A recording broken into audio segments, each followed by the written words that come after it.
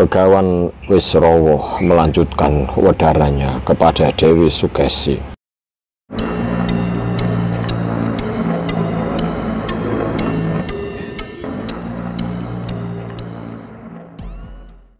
Kita sudah sama-sama mengerti bahwa sejatinya diri kita adalah sang jiwa yang menempati raga. Sang jiwa dianugerahi raga guna menjalani laku dan lakon kehidupan yang sebenarnya, bertujuan untuk meraih kesempurnaan bagi sang jiwa. Ukurannya adalah ketika bisa semakin utuh mewujudkan watak dari sang sumber kehidupan. Landasannya adalah keterhubungan sang jiwa dengan sang Atman sebagai intisari keberadaan. Lalu harus dilanjutkan dengan tercapainya keaweningan atau kejernihan melalui ruatan menggunakan daya sang sumber kehidupan, baik yang berada di dalam maupun yang berada di luar manusia. Kasihan Bopo, tapi mengapa kita terlahir sebagai manusia? Untuk apa? Apa tujuannya kita dilahirkan sebagai manusia?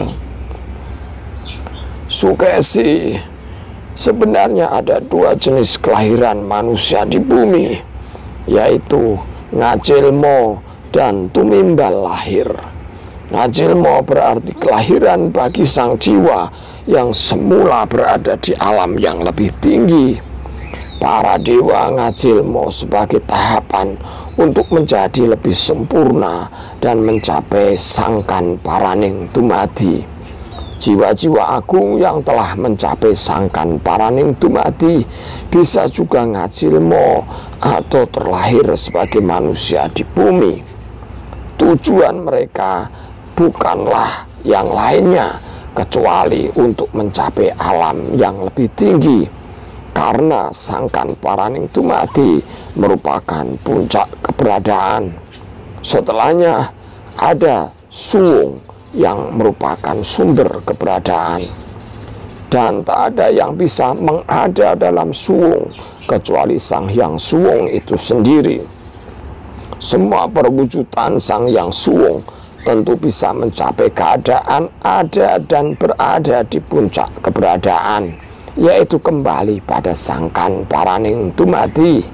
Jiwa-jiwa agung seperti itulah yang ngajilmo dengan tujuan menjadi penuntun bagi jiwa-jiwa yang merindukan kesempurnaan, tetapi mereka belum bisa menemukan jalannya.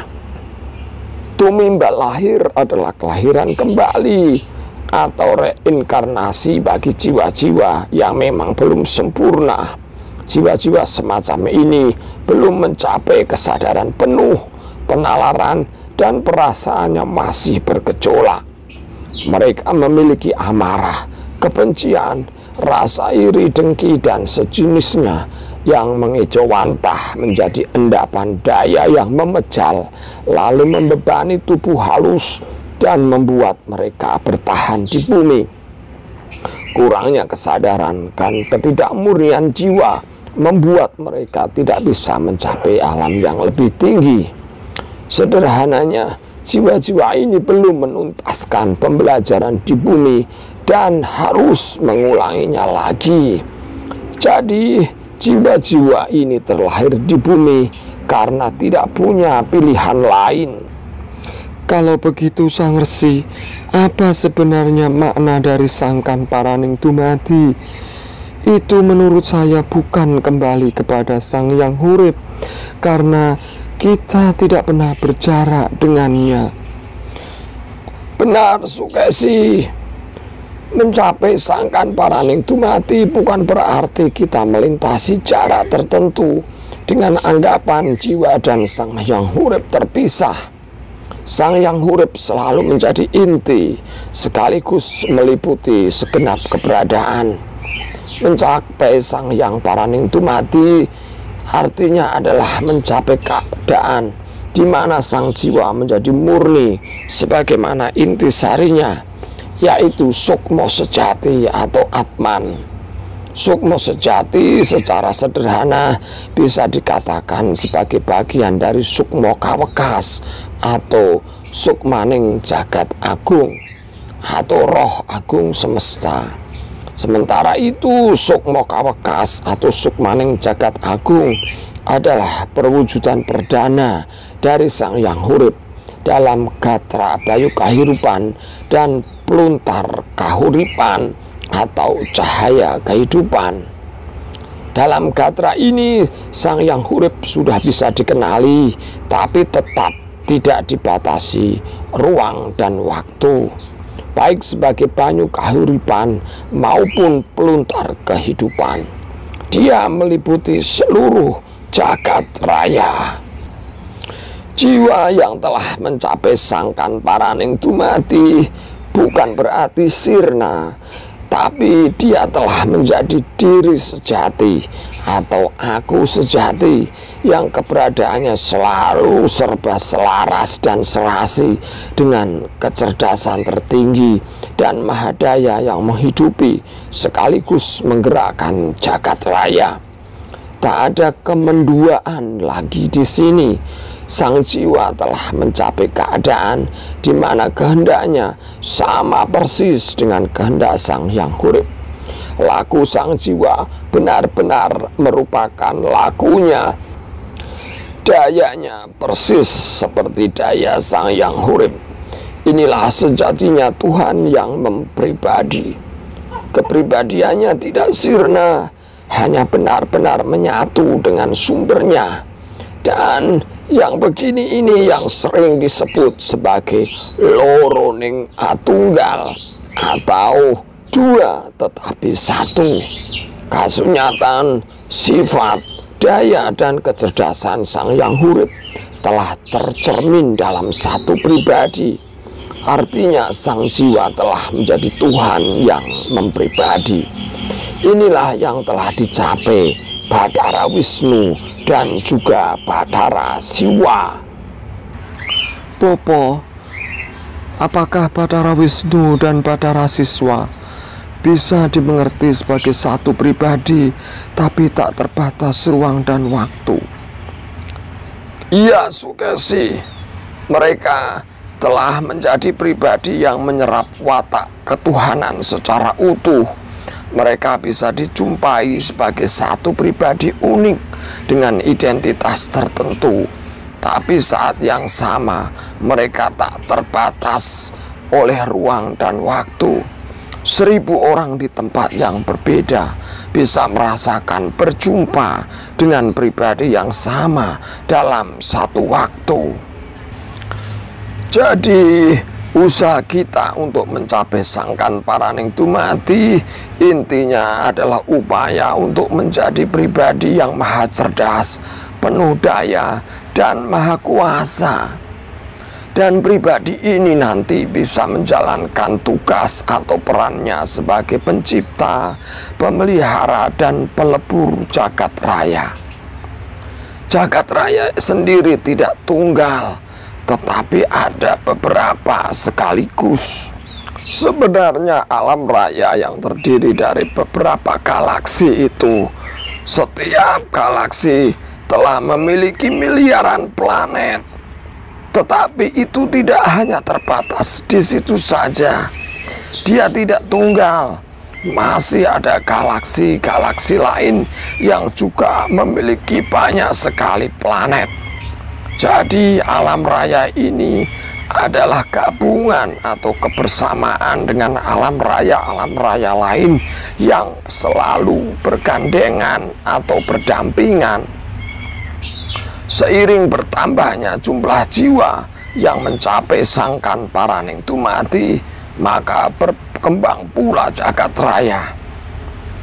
Dan kita tidak perlu khawatir akan terjadi kepadatan yang melebihi batas, sehingga timbul benturan antar gugusan jagat.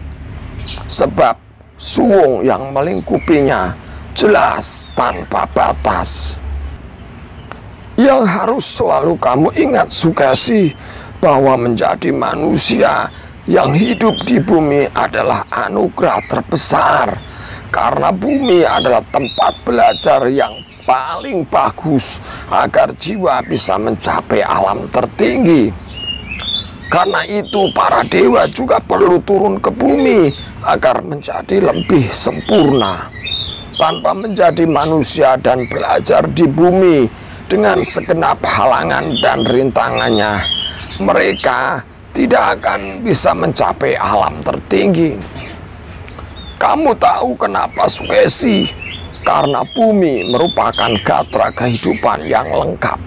Seluruh alam keberadaan jagat raya terdapat di bumi ini.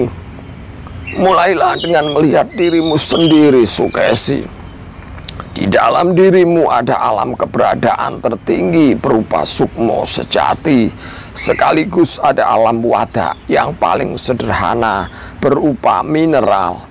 Ada juga di sana alam kadewatan sekaligus alam hewan dan tumbuhan. Dengan itu semua, siapapun yang hidup di bumi bisa mencapai kesadaran rohani sebagaimana para dewa tertinggi, atau turun kesadarannya hingga setara dengan tumbuhan dan hewan. Karena itulah para dewa pun akan tunduk dan menghormati manusia, yang dengan lakunya manusia itu bisa mencapai kemurnian, lalu berada di alam tertinggi sebagai manusia sejati. Oh, Popo Begawan Wisrowo, ternyata keinginanku untuk belajar sastra Jendro bukan sekedar kerinduan akan tempat yang penuh kedamaian, melainkan aku ingin menjadi sempurna. Karena hasratku ingin menjadi sempurna itulah yang menjadi lantaran aku bertemu dengan Popo Begawan. Sastra Jendro memang sarana untuk mencapai kesempurnaan jiwa. Setiap jiwa yang berada di alam bawah bisa mencapai alam luhur. Dan ketika telah berada di alam luhur bisa mencapai kesempurnaan, maka perjalanannya akan selesai dan sempurna. Perjalanan itulah yang disebut sebagai pelajaran atau perjalanan yang telah paripurna. Dewi Sukesi lalu mengucapkan terima kasih kepada Begawan Wisrowo. Matanya berkaca-kaca, namun itu adalah tanda bahagia. Tampaknya Dewi Sukesi semakin terkesima dan tertarik kepada Begawan Wisrowo. Perbicaraan pada saat itu ditutup dan Wedaran Sastra Jendro akan dilanjutkan besok malam.